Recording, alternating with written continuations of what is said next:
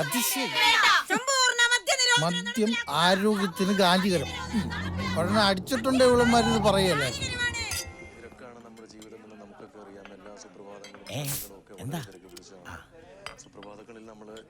ഒരെണ്ണം അടിക്ക്. പുളിച്ച തെറി വിളിക്കണമെങ്കിൽ പുളിച്ചത് ഒരെണ്ണം അകത്തേക്ക് അല്ലണ്ടേ. എനിക്ക് പേടിയൊന്നുമില്ല ധൈര്യത്തിന് വേണ്ടി ഇത് കഴിക്കാൻ. പക്ഷെ ഞങ്ങൾക്കുണ്ടല്ലോ.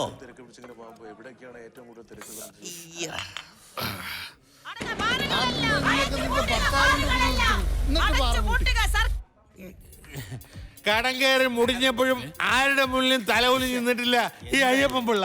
സ്ഥലം വിറ്റും പണയപ്പെടുത്തി വെക്ക ഞാൻ എല്ലാം നടത്തിയ. ഇപ്പൊ ടി വി നേരത്തെ കിട്ടുന്ന പൈസ എനിക്ക് വേണ്ട, എന്റെ കൊച്ചിനും വേണ്ട. എന്താ ഇത് ആൾക്കാർ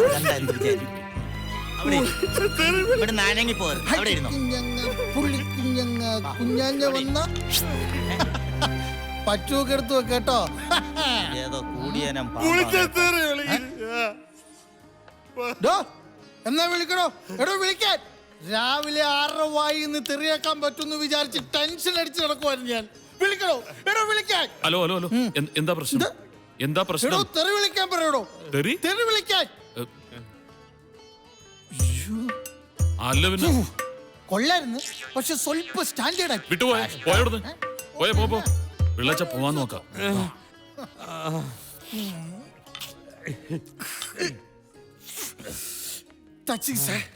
തത്സമയം ഒരു പെൺകുട്ടിയിലൂടെ ശ്രദ്ധേയയായ TV താരം മഞ്ജു നമ്മുടെ അഭ്യർത്ഥന മാനിച്ച് ഈ സമരത്തിന് പിന്തുണയുമായി ഇവിടെ എത്തിച്ചേർന്നതിൽ വളരെയധികം സന്തോഷമുണ്ട്.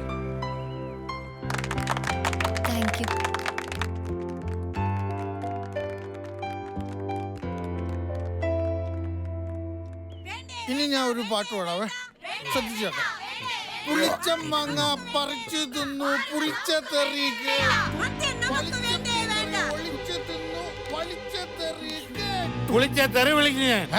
കുറെ നേരം അതിലൂടെ താൻ തുടങ്ങിയിട്ട് തെറി വിളിക്കും എന്നും പറഞ്ഞ് എന്നെ മോഹിപ്പിക്കാൻ തുടങ്ങി.